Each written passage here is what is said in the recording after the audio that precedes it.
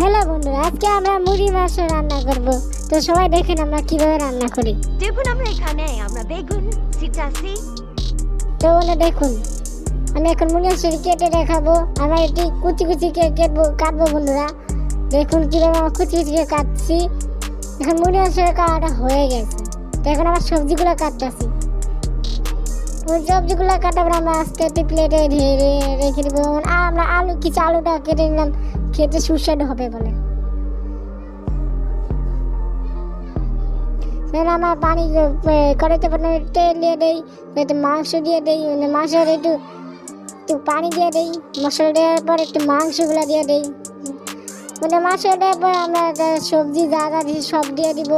তারপর একটু মরিচের গুঁড়া দিয়ে দিব বা সস। তারা আমরা এগুলো মিশিয়ে দিব।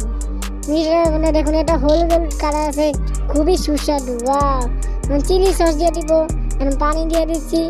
এখন আমরা এটি লবণ দিয়ে দিব। এখন আমরা ভেজে দিব। সিদ্ধ করা অপেক্ষা আমি এখন থাকতে পারছি না। আলু দিয়ে দিচ্ছি আমরা এখন। আমার দিচ্ছি। এবারে দেখুন এখন আমরা আমরা এখন নুডলসের সাথে খাবো মজা করে। দেখুন আমরা সবজিও দিয়ে দিচ্ছি বন্ধুরা।